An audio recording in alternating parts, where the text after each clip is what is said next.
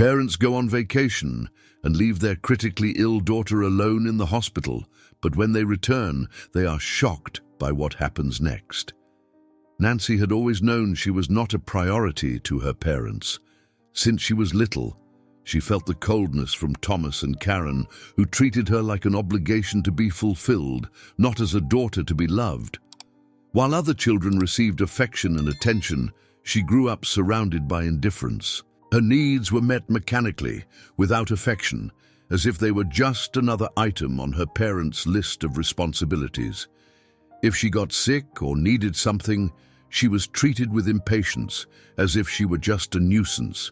She tried to please them, sought their recognition, but nothing ever seemed enough. To them, caring for Nancy was nothing more than a burden, something to be done with the least effort possible.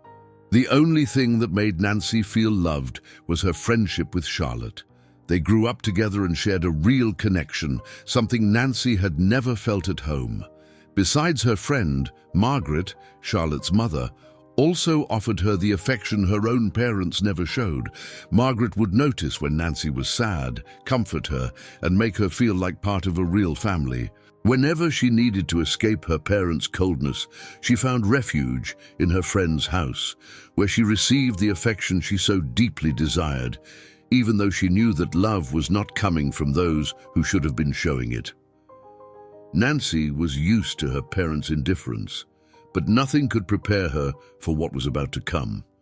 It all started with a volleyball game at school, something that should have been just another normal activity in her routine. However, during a scramble for the ball, she fell awkwardly and felt a cut on her leg as she scraped against the court floor. At first, it seemed like something simple. She quickly cleaned the wound and continued playing, not giving it much thought.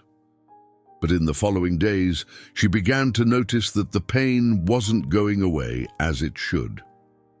On the contrary, the area became red, hot, and throbbing. Walking became uncomfortable, and a strange discomfort set in, making each step feel heavier. At home, she tried to get her parents' attention. "Dad, my leg hurts a lot. The cut looks strange," said Nancy, lifting her pants leg to show the inflamed wound. Thomas glanced briefly and grimaced in impatience. "It's just a scratch. You're overreacting, like always." "It's not an exaggeration. It's getting worse. It's hot and red," Nancy insisted, feeling frustration build. Karen, who was sitting on the couch scrolling through her phone, didn't even bother to look. "Put some ice on it. It'll go away," she said, not even glancing at the screen. Nancy felt her chest tighten. She already expected this kind of reaction, but she couldn't help but feel alone whenever they needed her and treated her as if she were a nuisance.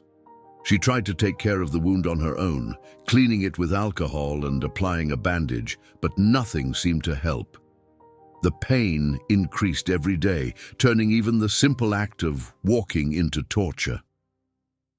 On the third day, the fever started. "I feel really sick," she said the next morning, feeling her body hot and heavy. Thomas sighed impatiently. "What is it now?" "I think I have a fever. My leg is getting worse." "You're always thinking there's something wrong with you. It's just nonsense," Karen replied, crossing her arms. "Look at this." Nancy lifted her pants again to show her leg. The area around the wound was swollen, red, and starting to look strange, as if there was pus accumulating. "This isn't normal." Her parents exchanged quick glances. It was clear they weren't concerned, but rather irritated with their daughter's insistence. "It's like that because you didn't stop messing with it," Thomas said. "If you had left it alone, it would have gotten better. We already have too many problems to worry about every little thing you think you feel," Karen added. "It'll pass." Nancy felt a lump in her throat. She wanted to scream, wanted them to see what was happening, but she knew it was pointless. No matter how many times she tried, they would always make her feel like she was being dramatic. The next day, when her fever spiked and she could barely stand, her parents finally relented and took her to the hospital. On the way there, Thomas drove with visible irritation while Karen huffed beside him. "Couldn't you wait one more day? We have a lot to do before the trip," Karen grumbled. At the hospital, the doctors quickly realized the severity of the situation. After examining the wound, they exchanged worried looks and called in other professionals. Within minutes, Nancy was surrounded by nurses, and her leg was being carefully assessed. "This infection has spread too quickly," one of the doctors said. "We need to admit her immediately." Karen's eyes widened. "Admit her?" "Yes. The bacteria that infected the wound is aggressive. If we don't treat it now, it could spread throughout her body." Thomas crossed his arms. "How long will this take?" "We're not sure. She needs intravenous antibiotics and constant observation," the doctor replied. Nancy looked at her parents, hoping for some sign of concern, but all she saw was irritation. "This is a problem," Karen said, pulling Thomas by the arm. "We need to talk." They stepped aside and whispered for a few minutes. Nancy was too tired to pay attention, but she felt a shiver of unease when she saw them approach again. "So, Doctor," Thomas said, forcing a smile, "isn't there any other option? Can't she just take the medicine and come home?" "No way," the doctor responded, serious. "She needs supervision. The infection has already advanced, and without proper treatment, it could become irreversible." Her parents fell silent for a moment. Then Karen sighed and threw her hands up. "Well, if that's the case, you take care of her. We have a trip planned and we can't cancel."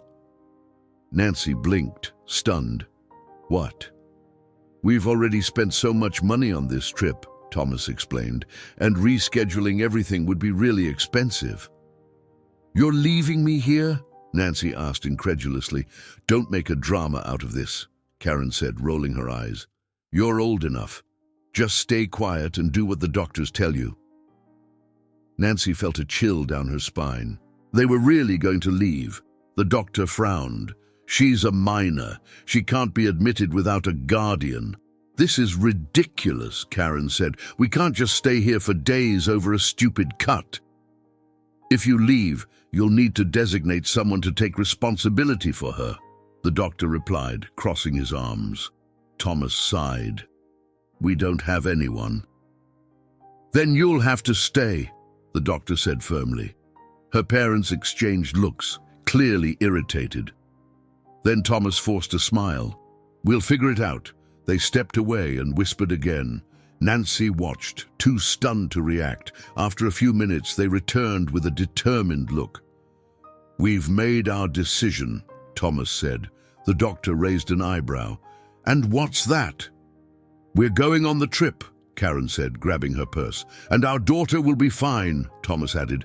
"Just follow the treatment." Nancy's heart raced. "You can't do this." "We can, and we will," Karen responded. Then, without looking back, they left.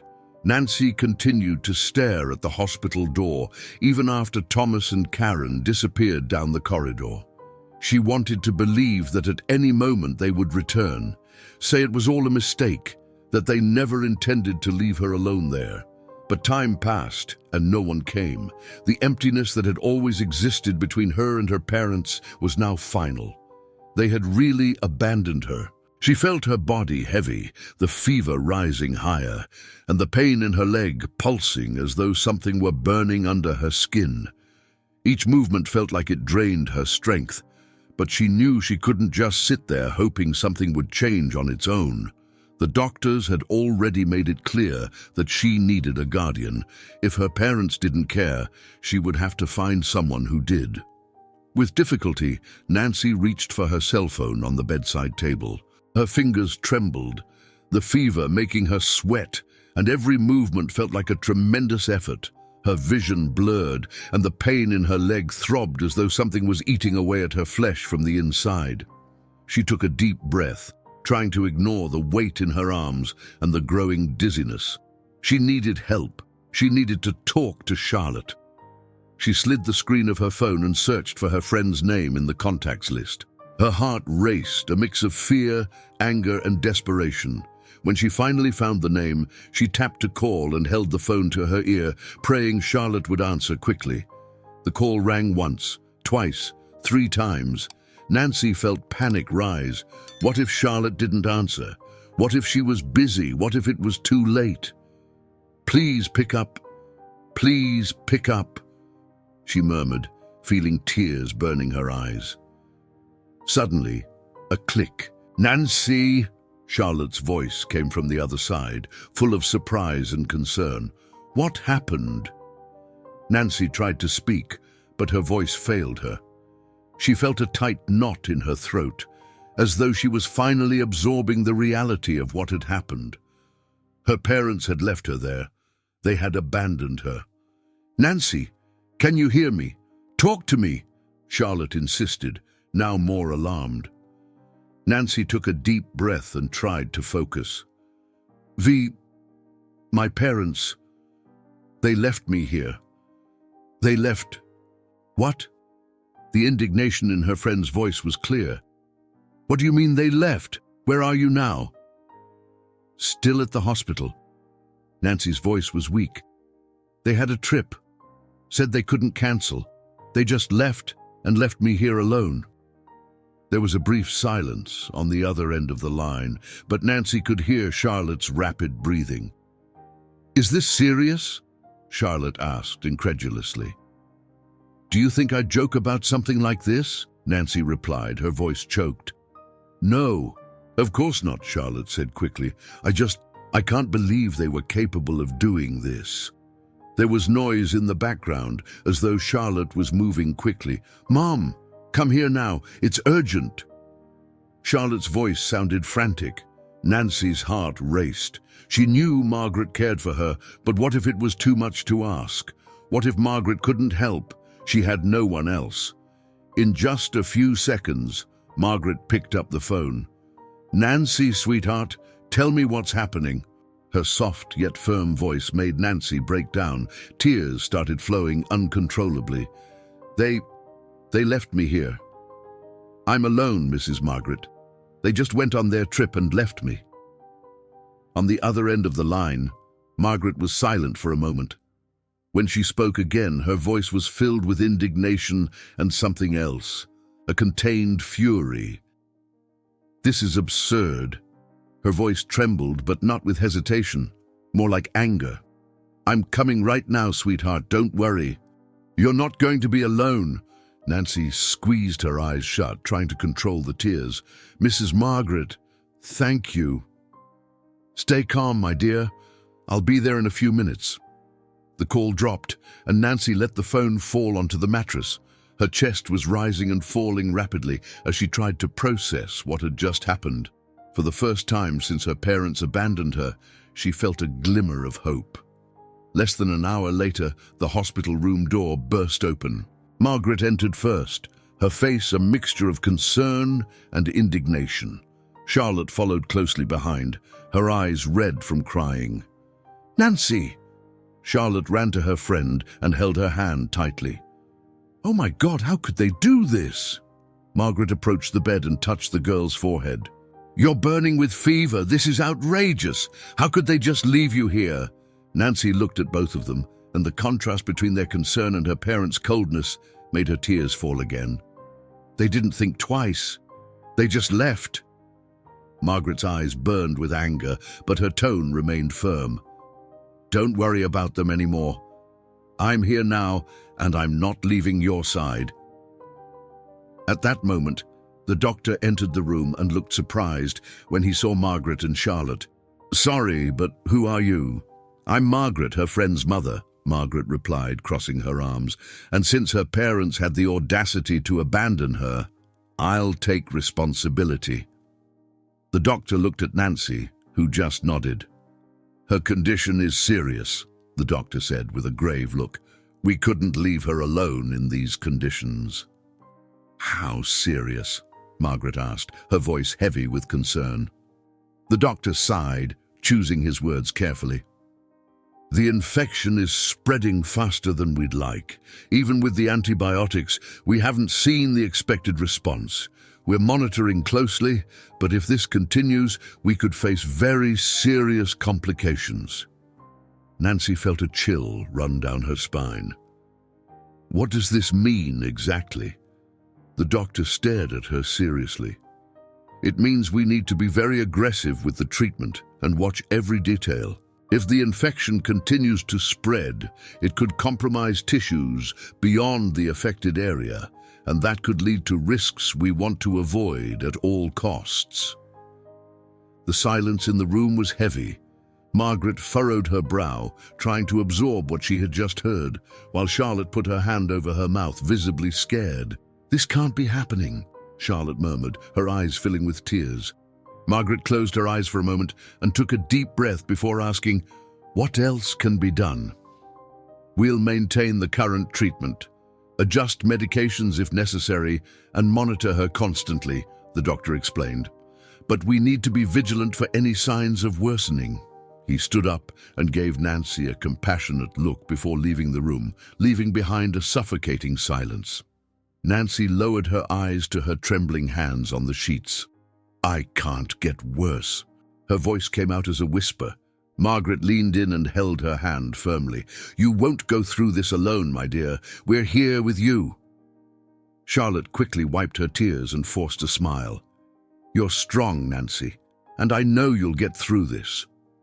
Nancy took a deep breath. She was terrified, very scared, but when she looked at Margaret and Charlotte, she knew that no matter what happened, at least she wouldn't be alone anymore. The days that followed were a mix of pain, fever, and exhaustion, but also of something Nancy wasn't used to: support. Since Margaret took responsibility for her at the hospital, she was never alone again.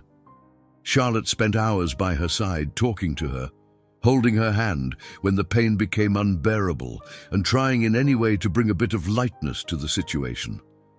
Margaret, in turn, was tireless. She spoke to the doctors daily, made sure Nancy received the best care possible, and even argued with the nurses if she felt something was being overlooked. "Did you eat anything, my dear?" Margaret would ask every morning, adjusting Nancy's pillows.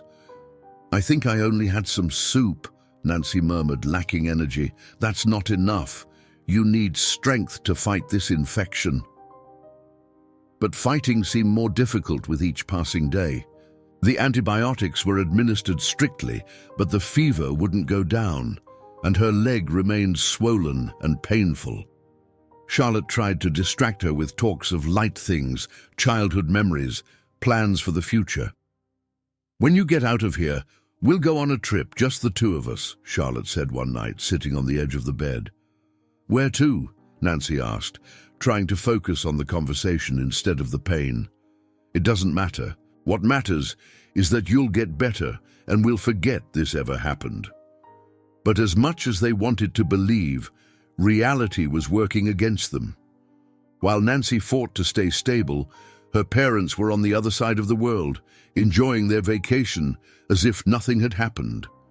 Margaret saw a photo Karen posted on social media, a lavish dinner table with a banal caption about enjoying life. Her blood boiled. "Bastards," she muttered, irritated beside Charlotte. "How can they be having fun while their daughter is here, fighting a serious infection? Because they never cared, dear. But that doesn't change anything. Nancy has us." The days kept passing, but the infection refused to regress. On the 5th day of hospitalization, the doctors called Margaret for a more serious conversation. "The infection has progressed beyond what we expected," the doctor said, crossing his arms. "The antibiotics didn't have the necessary effect. We need to act before it becomes a fatal threat." Margaret took a deep breath. "What does this mean?" The doctor hesitated for a moment before continuing. "We've reached a point where there's no other option. The only way to save Nancy is to amputate her leg." The words hung in the air like a blow. Margaret felt a knot tighten in her throat, but she knew she couldn't allow herself to falter. "Does she know?" Margaret asked. "Not yet. We want to talk to her now." "Adi, When Nancy saw the doctor enter the room with Margaret, she immediately knew something was wrong. The serious expression, the rigid posture, the eyes full of concern. Nothing indicated good news. "Nancy," the doctor began, pulling a chair to sit beside her. "We need to talk about the next step in your treatment." "Does this mean the antibiotics worked?" Nancy asked, her voice full of hope. The doctor pressed his lips together, and Nancy felt her stomach sink.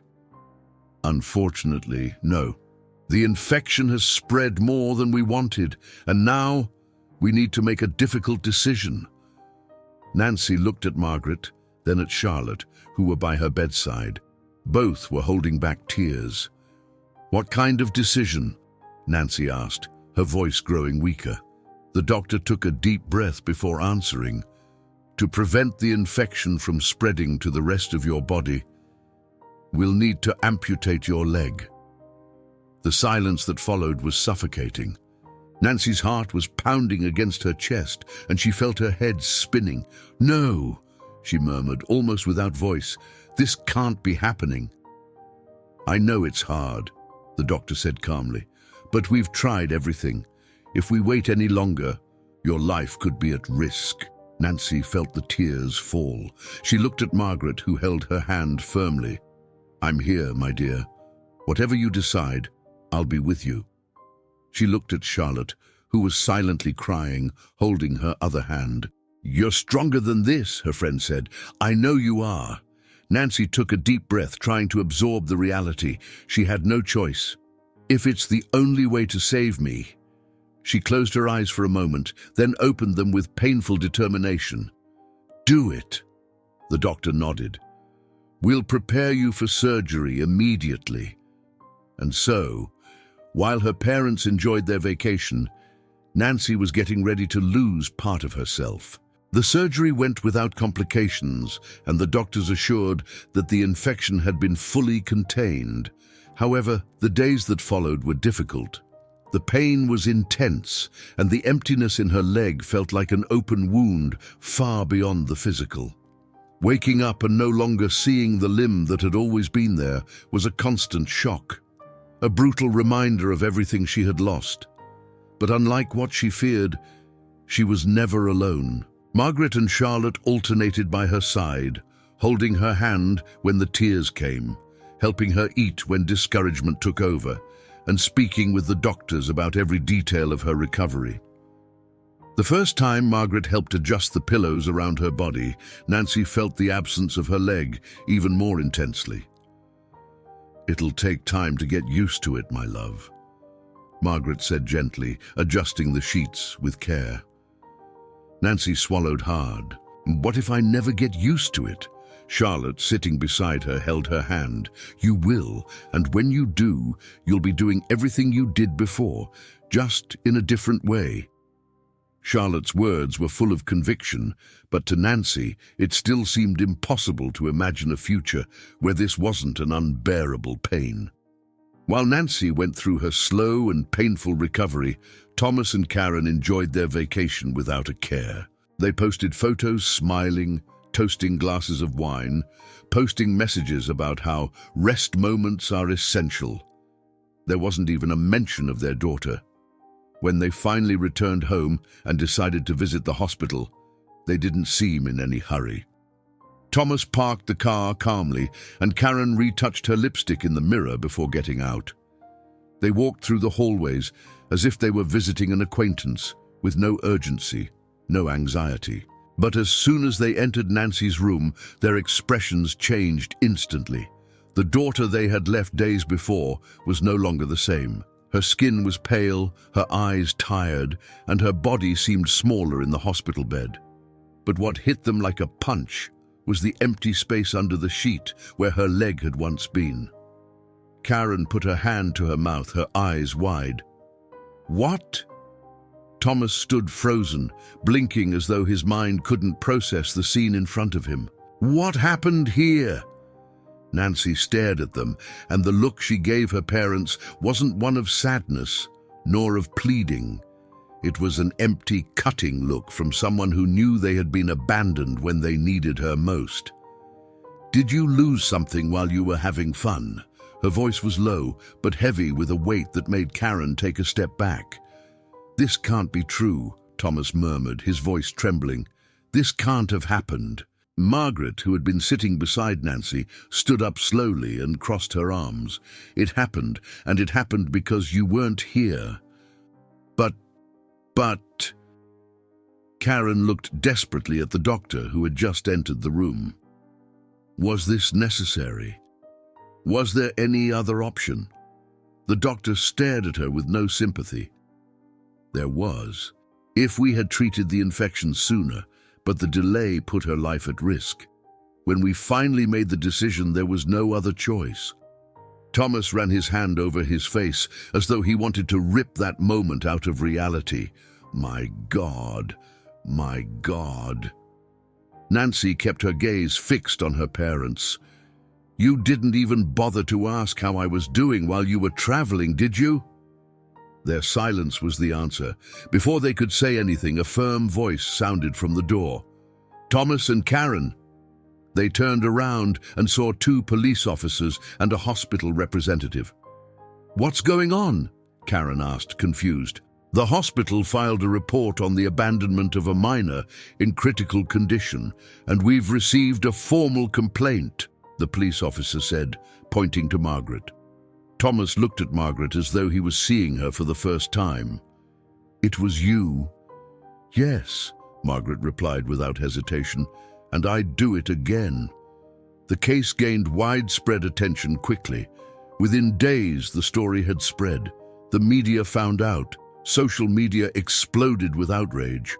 How could a couple simply abandon their own daughter at the hospital to enjoy a vacation? The trial was swift and merciless. Thomas and Karen were convicted of negligence and child abandonment. In addition to a huge fine that ruined their finances, they were sentenced to years of community service in hospitals and foster care institutions. "Maybe this way they'll learn what it means to care for someone," the judge said in court. But the punishment didn't end there. The news spread in professional circles, and both were fired. No one wanted to be associated with a couple that treated their own daughter like a disposable burden. Money started running out. Without jobs, without reputation, they were forced to sell their house, cars, and all their accumulated belongings. They fell from grace, but nothing was as brutal as the last decision of the justice system. "You no longer have any rights over Nancy," said the social services lawyer. "Her custody has been permanently removed. You can no longer see her, contact her, nothing. Legally, you are no longer her parents." Karen let out a muffled scream, hands covering her face. Thomas slumped in his chair, staring into the void. While they lost everything, Nancy was starting over. She was taken to an orphanage, and contrary to what one might expect, the experience was not a punishment, but a new beginning. For the first time, she was surrounded by people who truly cared. The first few months were difficult, but the other children and staff at the orphanage welcomed her. Over time, her story began to attract attention. A couple, who followed adoption cases, became interested in her. They didn't see an amputated girl or someone marked by her past. They saw someone strong, resilient, who still had so much life to live. The process was quick, and for the first time, Nancy had a real family. Charlotte stayed by her side, now as a sister of the heart. Nancy returned to school, rebuilt her life, and never looked back. As for Thomas and Karen, broken and forgotten, they spent the rest of their lives regretting a choice they could never undo. In the end, Nancy survived without her parents, but her parents didn't survive without their daughter. If you enjoyed this story, don't forget to subscribe to the channel, leave a comment, give it a like, and activate the notification bell so you don't miss any of our upcoming videos. See you in the next story.